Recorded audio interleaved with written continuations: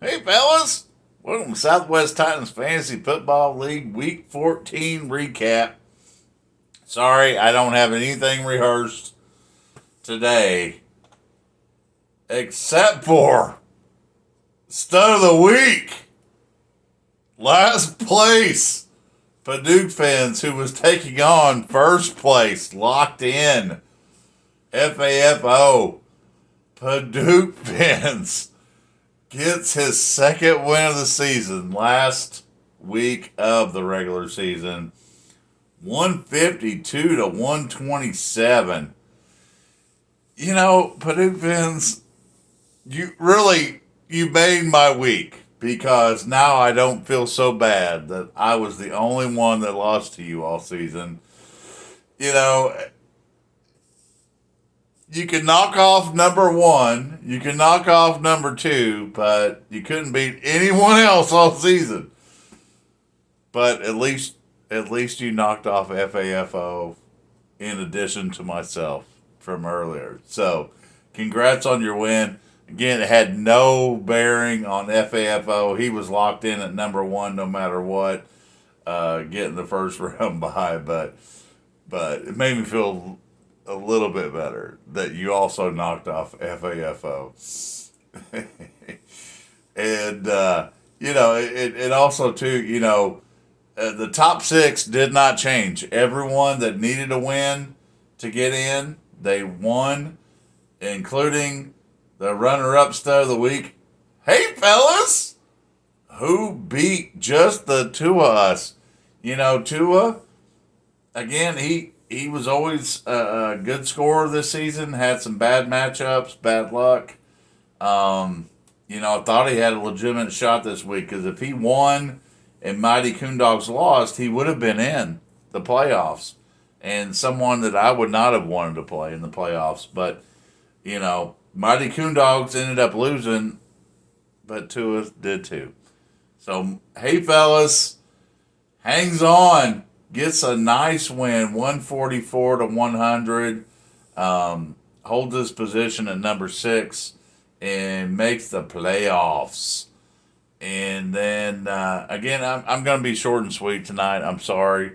A lot of things going on here last school week before Christmas and before Christmas. These nuts! Again, one of those guys win and you're in, and he got it done. 140 to 83 against Tebow United. No surprises. I'm sorry. I shouldn't say no surprises. You never know what could happen, but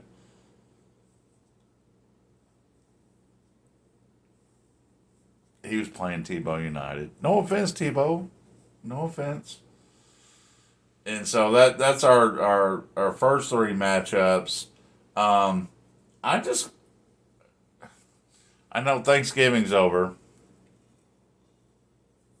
I want to share a little story. I don't know. Most of you probably don't know.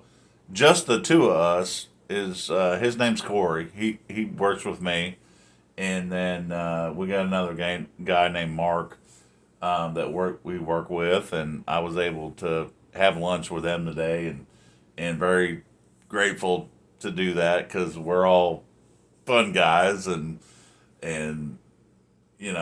are open and just we enjoy each other's company whenever we're around, and so I'm grateful for that. Grateful to hang out with Corey, just the two of us, and our other guy Mark. But this is my funny story. I don't have a joke. This is my funny story. So we went to lunch at Drake's in Evansville, and I ordered the fish and some mac and cheese, fried fish, and they serve it in a basket with paper underneath your food, and the paper has, of course, all the Drake's logos. The big red anyone that ate at Drake's. I've only been there twice. That was my second time. Big red star. They have red logos and black. Anyway, as I'm digging into my fish, ooh, this looks good, and I start eating it and stuff, And I noticed every time I cut into this piece of fish and I'm kind of digging it into the paper, to cut it, that there's red color on my fish. So finally, I asked the waitress, I was like, what's up with the red inside my fish? And she didn't know. And so she called the manager. She asked the manager to come over.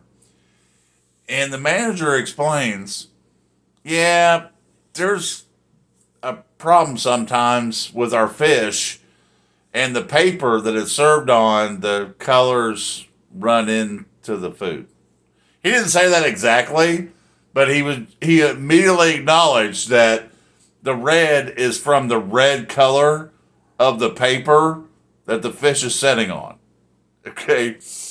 It acknowledges that, yeah, that happens. And I'm a nice guy. I'm too nice to a fault. So I'm just like, he goes, we'll take care of your lunch. Don't worry about it. And I'm like, okay, that's fine. But one piece of fish I've already eaten has red coloring from the paper that I ingested. And they are aware that this is happening and they continue to do it. Really? Yeah, that happens sometimes with our fish, the paper. It's just a dye from the paper bleeding into your food. Hope it doesn't make you sick.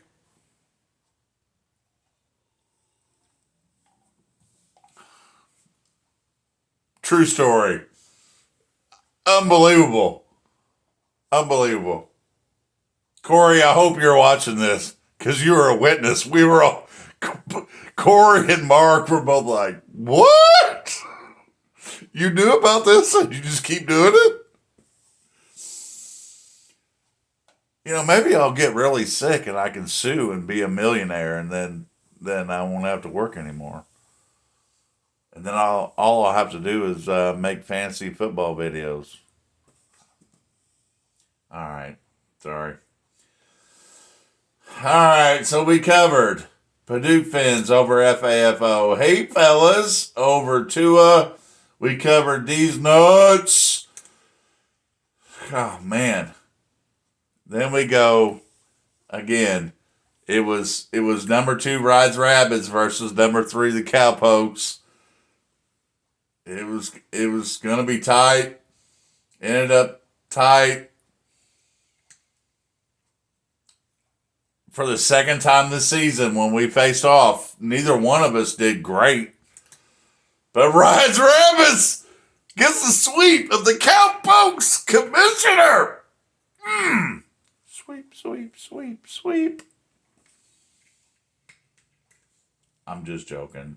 Neither one of us did that great. I was very fortunate to win 128 to 122.